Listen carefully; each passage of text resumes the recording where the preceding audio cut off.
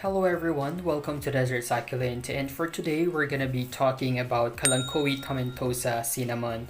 And just for a quick trivia, the word tomentosa in Latin means covered in hairs, and if you see that in a succulent's name, then that is a clue that it will be covered in felt-like hair. So para talaga siyang felt paper if we're gonna be touching yung kanilang pinaka-leaves. And itong hairs na to would now be providing them some protection from the sun and their environment in general. And yung ating cinnamon is a succulent among several other fuzzy cultivars of Kalanchoe Tomentosa. Our cinnamon is also similar to another kind of tomentosa, which is the choco soldier or the chocolate soldier. The main difference between the two is that yung ating cinnamon is darker as compared nga dito sa ating chocolate soldier. If we're just gonna be looking at their leaves, talagang exactly the same yung kanilang itsura. Even the leaf margins, they have the same pattern except that this one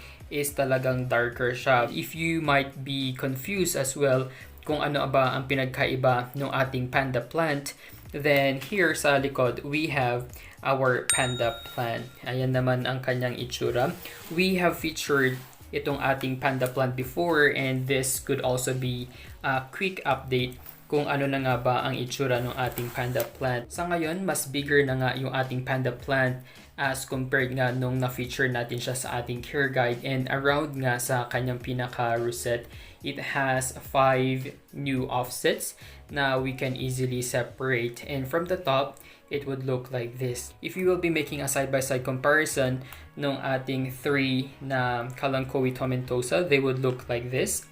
Ayan, you can easily distinguish nga yung ating panda plant since they have broader na leaves, unlike sa ating chocolate soldier and cinnamon na medyo narrow yung kanilang pinaka-leaves, and the only difference now is their color kasi this one is darker and this one is lighter. As we know, yung ating mga succulents are famous for changing their colors depending on the amount of light and water that they will be receiving, and that is the same with our cinnamon kasi it will be giving you this almost black na dark brown color sa kanyang pinaka leaves, especially with lots of sunlight. This kind of tomentosa can grow over 12 inches tall, but it will stay compact when grown in a pot. Like for example here, this one is just a small pot, and I noticed nga na medyo mabagal yung kanyang growth nung nakalagay siya dito as compared nga dito sa ating panda plant na talagang malaki na siya because yung kanyang pot is actually bigger. So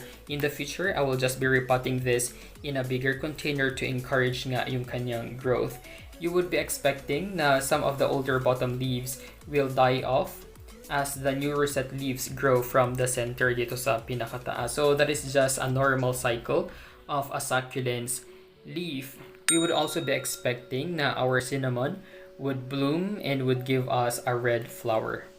All these 3 na Kalanchoe Tomentosa are receiving full sunlight every day. It would now depend on the weather, and that will be very beneficial to them. And if you wanted to achieve this kind of colorful or sun-stressed color sa kanilang mga leaves, then you'd rather expose them nga sa ating full sunlight. With the exemption, syempre, na pag masyadong malakas yung sikat ng araw, then you have also to give them some shade. We also need to take into consideration na these are summer dormant na succulents. Ibig sabihin, during the hottest months of the year, they will slow down in their growth, and during the colder months of the year, they would speed up yung kanilang growth. And I have noticed nga na medyo mabagal yung improvement ng kanilang growth since this is the time wherein they are not growing that much. Watering them is also easy, and some people are thinking na bawal paulanan or bawal mabasa nga yung kanilang pinaka leaves, but for me, since they are located nga sa ating rain or shine area, they are really exposed sa elements including yung ating rainwater. Lalo na pag umuulan, we cannot really avoid na mabasa thoroughly yung kanilang pinaka leaves, and I really didn't find any problem with that one. Hindi naman nasira yung kanilang leaves or I didn't see any discoloration or something else. But ideally, if we will be watering itong ating mga tomentosa, we should be watering them here directly sa kanilang pinaka-soil, and we can avoid yung kanilang pinaka-leaves just to be sure. And yung kanilang soil mix, it should be well draining. As you would see, this is just a typical garden soil with some rice hull. And right now, we will be repotting itong ating chocolate soldier kasi nga nakalagay pa rin siya dito sa ating temporary na container, and I have decided to put it in the same pot as with this cinnamon. We should be repotting these during their growing season or during the colder months, but since I won't be removing na yung kanyang pinaka soil and just literally transferring it, then I can do that kahit na tag-init ngayon. While removing some of its soil para magkasya siya dito sa ating pot, we can now inspect if healthy ba yung kanyang roots or yung kanyang soil is still okay. But you would see naman na well draining yung ating soil na ginamit sa kanya. Ilalagay lang natin siya sa gitna. So this is the same process with what I did sa ating cinnamon and our panda plant before, and they are thriving well. Okay na okay naman sila. Yan, dagdagan lang natin ng konting loam soil sa taas.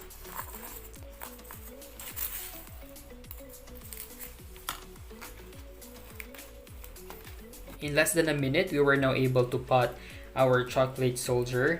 Ayan sila. And propagation wise, it's also very simple kasi they will be giving us multiple na offsets. They will be branching out like what you can see here. We have 1, 2, 3, and may nakita pa akong maliit dito. Ayan. So, nag-branch out ulit siya dito, and if yung kanyang stem is about 1 inch or more na, then we can start cutting it.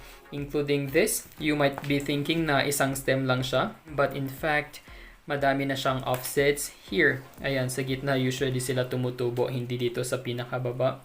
We have this. 1. Ayan, 1, 2. Ito rin. Ayun daw, pinaka-rosette pala yun. And 3. Usually, in between sa kanilang leaves sila nagbe-branch out or tumutubo yung kanilang offsets, like what we have here sa ating panda plant, diba? Ayan, ang lalaki ng kanyang offsets, and ito pwede na natin silang i-propagate. As of the moment, ang focus ko talaga na padamihin is our cinnamon kasi among these 3, itong ating cinnamon is the rarest of them all. Rare siya, hindi siya madaling mabili sa ating mga garden shops. And this one, by the way, are locally propagated. Hindi po sila imported. All of them. Itong tatlong to are just locally propagated. So ngayon, I will be propagating this through its leaves. Ayan. So same process. Tanggalin nyo lang siya sa kanyang pinaka-stem. Ayan. And I think I will be propagating 2 leaves sa kanya.